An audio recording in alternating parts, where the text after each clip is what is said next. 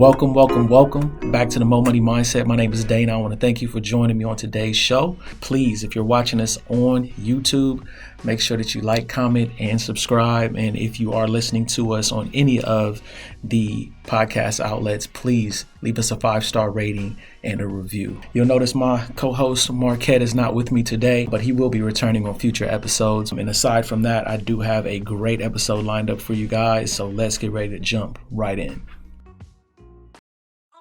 One of the biggest questions for me when I was getting involved in snow plowing was, is it for me? That was the first thing I had to ask myself. I think that some people assume that if you're in the lawn care and landscaping space, that going into snow removal is just automatic, but it's really not. There's plenty of reasons to do it, plenty of reasons not to do it. So when you're asking that question, my biggest piece of advice is don't load the question up. Make it as simple as you can. And I actually have two things that I feel like if you can answer these questions, it'll tell you if it's for you or not. Number one is there a demand for the service in your market? Like, are customers, are companies paying to have people come out and do snow? And if they are, then that means the opportunity is there to make money and make profit, which is a good thing because that's what we want to do as entrepreneurs, correct? The other question that I would ask you is, does it solve an issue for you? So my company, especially in the first 2-3 years, because I wasn't offering snow, I didn't generate income during the winter. So I really had to manage everything I made from the spring, summer, and fall, manage that money, put that money up, make sure I had a nest egg to live off of from December to March, which is a lot easier said than done. But I eventually figured it out and was able to do that. Now, that's not a problem until it starts to become a problem.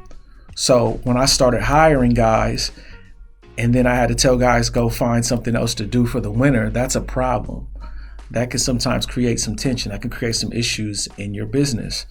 Not to mention, when I really sat down and thought about it, I said, well, why am I not offering snow?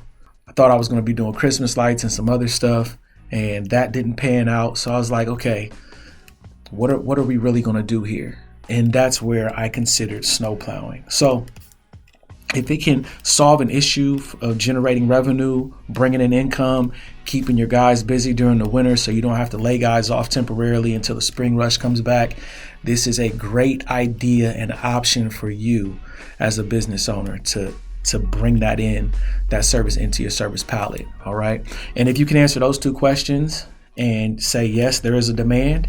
Yes, this can help solve the issue of generating income and employment issues, then yes, I would say it's definitely for you. Does that mean that it's for you right now? No. That means, though, that you know that thinking with the end in mind, down the line, the next 3 to 5 years, I will be involved in snow. And so you start putting that plan into motion now. This way you can actually dive in and get the success out of it that you want to see. And I say that from experience. You want to be careful, like, not to buy into the hype. All right. Because sometimes that's what people do. They buy into the hype. Right. And when I say don't buy into the hype, what I'm really talking about is you hear those success stories. Marquette, he actually ran into a guy that does business alongside us in the city. And this guy, he put in a bid for the Amazon warehouses that they've been building, popping up all around the city. And when he did that bid, the package, the number that he gave them was $400,000. And I said, yo, he's bidding $400,000 for snow? Like, you know what I'm saying? I wasn't even making $400,000 in my business. He's bidding almost $500,000 for snow. That blew my mind, just for snow. But I know that there are companies out there doing those numbers, having that kind of success. And that was exciting to hear. I had another guy about 3 years ago here in Columbus. We had a nice windfall of snow, and in about 3 weeks, he made $80,000. Again, I'm thinking to myself, I made $80,000 my whole second year of business. He made $80,000 in 3 weeks from snow. So there was this hype around snow that made me say, yo, I might really, really want to get into this because look at all this money. But I want to help you. All right, because that's one of the things that can definitely be an influencing factor for us is we hear everybody else's successes, or on the other end, maybe you've heard a lot of people's their failure stories, their fear stories. Well, snow's not really that lucrative. It's hard to do. It's hard to keep guys. The equipment is always breaking down. It's hard to manage and get schedules lined up. They come up with all these issues, and then you hear the complete extremely bad side of it. And maybe that's something you're kind of leaning into, is the hype of all the failure stories or all the horror stories. I want you to stick away from that and just stick with those first two questions I gave you. All right. They're going to help you make an informed, sound decision for your business. All right. Nothing wrong with considering, those testimonies and things, but just don't be overly anxious to get in. And this is why I say that. I was that guy. My first year of business, I promise you, I didn't adjust my expectations. I just knew I was going to buy this equipment, get in the game, and boom, I was going to take over Snow. That's really how I looked at it. And I felt like as a business owner, as an entrepreneur, that is the mindset you have to carry. You have to carry that confidence, right? And there's nothing necessarily wrong with carrying and being that confident. I do believe, however, you have to manage expectations. All right, because if you're making decisions from that place, it can really be damaging to your company. I jumped in probably mid-December, went and got all my equipment, got myself set up, and I was like, let's go. We're about to make this money. Snow is here. Well, guess what? Because I didn't make the decision to get equipment until a month after the snow had already started falling, I didn't make that decision, which means I didn't have any marketing campaigns set up. It was very difficult for me to get clients. Now I had just dumped tens of thousands of dollars investment and capital into getting all this equipment so I could handle snow clients and do commercial clients. But guess what? By now, they've already got all their bids closed. They had somebody to come and set up to come and do their snow back in July, back in June. They already, had a guy or had a company. So I really struggled to find work and find clients because I was late to the party. I missed my window of opportunity. I didn't prepare ahead of time. I got excited, seen that I had the money in the bank to get it done, said, let's go. Everybody's talking about how much money. Let's get some of this money. And honestly, that season was probably one of the worst seasons I had as far as snow goes. I think it went out 3 days. I went out 3 days total for snow that season. Not a very good turnout, not a good return on my investment. So I don't want you to make that mistake. Now that kind of segues and leads me into my second point, which is know your stuff. Know your regional conditions, know the length of the season, and know the snowfall, like the average snowfall that comes in your region or in your market. Very, very important to know these things because they're going to help you pick equipment. All right. If you are in a place that gets 3 to 6 feet of snow total, like that's the average total snowfall for the whole season, you can probably get away with using an ATV on everything. All right. But if you're in a place like, let's say, Buffalo, New York, and they get, 20 to 50 feet of snow throughout the whole season, they get some really heavy, serious snowfall. You just got to be thinking of that. You got to know that kind of stuff. This way you can pick accordingly your equipment as you're getting ready to get into the industry. Make sure that you have the right things to do the job. You also want to get education. Education is important. You need to educate yourself, and it's going to be a great thing that you use to actually educate your clients. So one of the things sometimes that makes a difference between you landing a client, landing a lead, getting a job is the education that not only you have, but you're able to articulate and give to your client. If you don't have that education and confidence in what you know, because you don't know nothing, it's going to be very difficult to try and convince a client or a potential client that you know something, right? So do your research, get your education. You don't have to do a deep dive, but do enough to be confident that when you offer your services or customers have questions, you know how to respond confidently. The reason you want to know the length of the season, because you need to know your window opportunity. So I started my first year in December. The middle of December is when I got my equipment and started marketing myself. Snow season started the end of November, probably around Thanksgiving. I think it snowed on Thanksgiving actually that year. So I missed my window of opportunity to market, right? People had been telling clients and getting their things out and reminding people and putting it in front of people. Snow is coming up. We're getting ready to do snow here, starting in maybe September, October. I didn't start till December. So I was late to the party. I didn't pay attention. I didn't know my stuff, right? Don't be that person. Get ahead of the game. Know what you're going into. Know what those numbers are. Know what those times and dates are, what the expectation is in your region, and then leverage that information to really make an informed decision so you set yourself up for success and not failure. You know what I mean? Not a poor return like I did. I will say this when you're picking equipment, because equipment is a hot button issue. What should I get? What's the best thing to get? What's the best thing to do? Once you decided what your target audience is, maybe you're going to do residentials, maybe you're going to do a mix of residential, commercial, you're just going to do commercial. I'm going to say this. In either case, a truck is always usable. A truck with a plow on it, you can use it for residentials and you can use it for, any of your commercial or mixed bag of clients. And the reason I say that is because I literally had gotten my first year, I actually got a bid request from the city of Columbus. Watch this. City of Columbus calls me, or emails me, says, hey, we found your company. We're looking to hire contractors to help us with the snow rush this year. I said, awesome. I'm excited. Like, let's go. I got all my stuff. I'm ready to rock and roll. Let's get it. I go through, fill out the bid package, turn it in. They call me back, say, listen, we've accepted your bid package. We just need you to fill out some other pieces of information and we can move forward with getting, everything that you need to be ready to go. I said, great. I start reading through the bid package. There's this portion that says list your equipment. Now, I just bought multiple ATVs. I didn't have a truck with a plow on it at the time. I just did multiple ATVs that were outfitted for plow and had salt spreaders on the back. So I'm like, let's go, let's get it. I put it down, send it in. They call me about 2-3 days later and say, I'm sorry to inform you, but we can no longer hire you as a contractor to assist us with the snow this season. Unfortunately, because this is the city of Columbus, we have to put our decals on a vehicle, like the doors of a vehicle. We have to give you a special lighting bar. And then we have to also have special insurance, like vehicular insurance and registration on file for you as a contractor for us.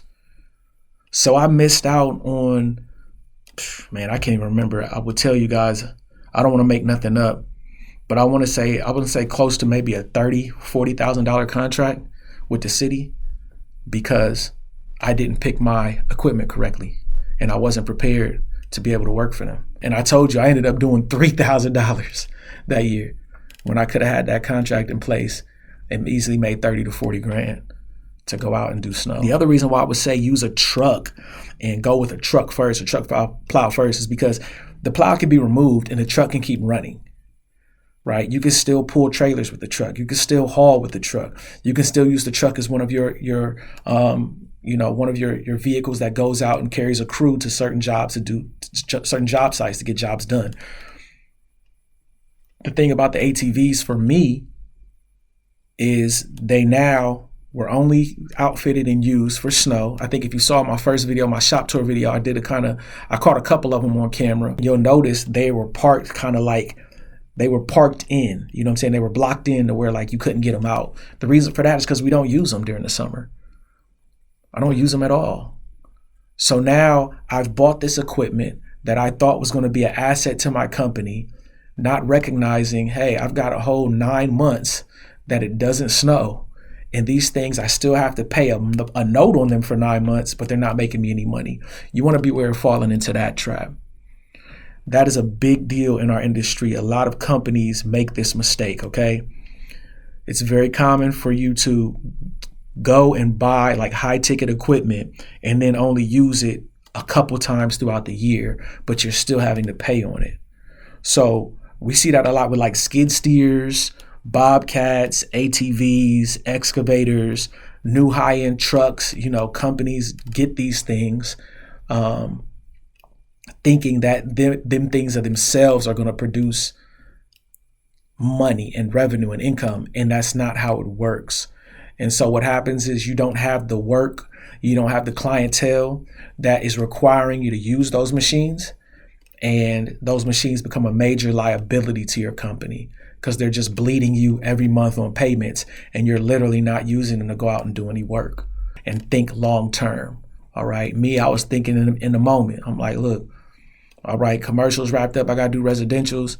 I don't want to put no stress on the truck that I already got. I don't want to buy another truck. Let me get a couple ATVs. We don't get that much snow anyway. Plus, I feel like I could do ATVs for anything. And in my arena, you probably can. But I didn't know all the other stuff I needed to know to make a proper and informed decision. All right. And I just don't want y'all to fall to that trap. So let's make sure we know our stuff. Know your numbers. Know your numbers. Now, these numbers are a little different. Usually when you hear people say know your numbers, they're talking about KPIs, know your close ratio, know your profit and loss numbers. I'm not talking about those numbers. When I say know your numbers, I'm talking about know your price points. I remember my first client that I got for snow. I didn't know that they were going to sign up with me, right? So they were like, yeah, okay, yeah, we'll use yours. Send us an estimate. Let us know. And I remember it took me forever to send them an estimate because I didn't know my numbers. I didn't know my price points. I didn't know what the average market, what the average client in my market was paying for that service. And so when they asked for a price, it was like, oh no, should I charge them what I charge them for lawn care? No, I can't charge them that. Well, maybe I'll just say 300. Is 300 good? You see, because I didn't know my stuff, it took me more time to figure out how to jump in. Know the cost of entry. Like, know how much it costs. If you need to get a truck, figure out how much of your budget you want to spend on a truck. Don't forget that you got to outfit the truck. You got to put the harness on it. You got to get a plow. Then you have to have the plow installed as well. You're most likely going to need some type of salt spreader on the back. Make sure that you understand that. There's remotes that go to those things to operate them from the truck.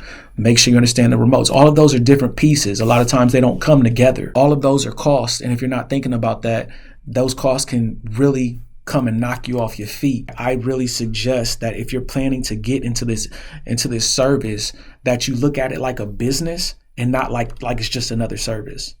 Very important. I'm gonna say that again. If you're planning on getting into this service of snow removal, I want you to give it the attention and perspective like it is another business of it in and of itself, rather than just another service that your business offers. Okay, very important. I think that you have that kind of perspective. That's going to help you avoid a lot of these mishaps that I made, a lot of these mistakes that I hear a lot of guys getting into snow makes. And honestly, earlier in the episode, I talked about the hype.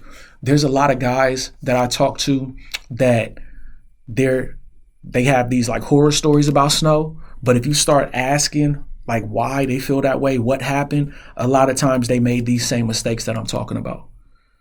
They made these mistakes. And so now, because they made bad decisions of how to get into it, it has turned on them, and they've reaped the repercussions of that. And now they their outlook on it is, oh, snow is rigged, snow is terrible, snow is trash, it's not worth it, don't do it. But really, they just made all of these mistakes that I've made. So I don't want to lead you guys down that road. I want to set you guys up for success, because it is possible. There is some great money to be made out there in this industry and in this specific lane of service. Know how much a pallet of salt costs. Understand that salts differ. The salt you need for concrete is different than the salt you need for pavement in most cases. Know what the difference is. All right. Know what your price points is. How will you pad that price to make sure, or add your premium to that price to make sure you're getting a profit off of providing the product.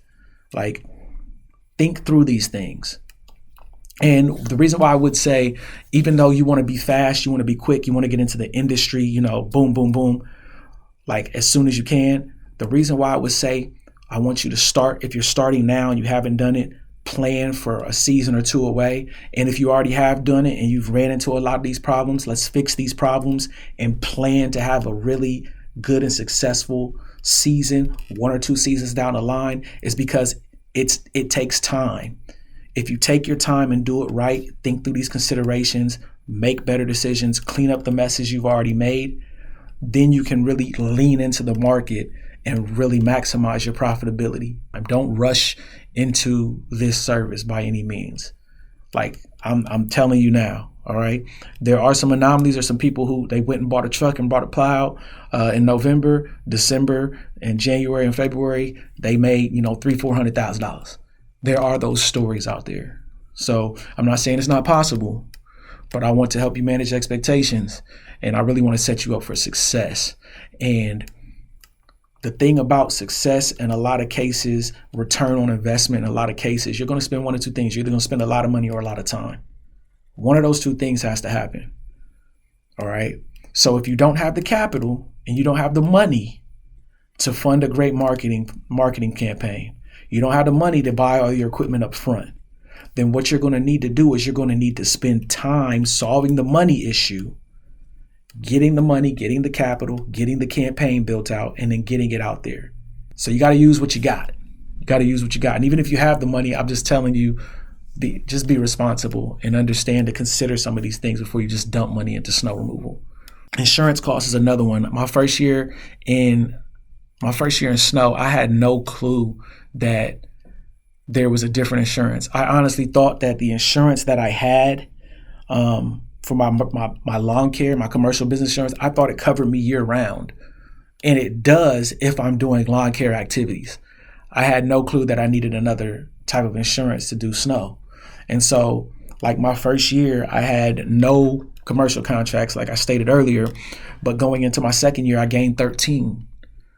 And so I start reading through contracts and they're coming back and giving me revisions like, hey, we need you to send us this insurance, showing us you have this umbrella insurance, $4 million policy here, you're covered for this. And I was like, I thought I was covered for that. Get to talking to my insurance agent. He's like, yeah, you're not covered for snow because you've never done snow removal activities. We've never discussed that. And it's an entirely different set of insurances that you have to pay. There's an addition to your premium. Your things change now because you want to offer this service. I want to give you guys a heads up on that.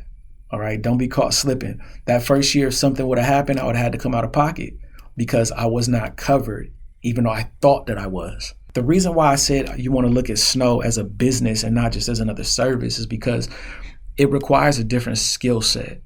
There's a different skill set required to do snow than there is to do lawn care. I think that goes without saying, but let me state it just in case it's not obvious or common sense. There's also specific equipment. The equipment changes, all right?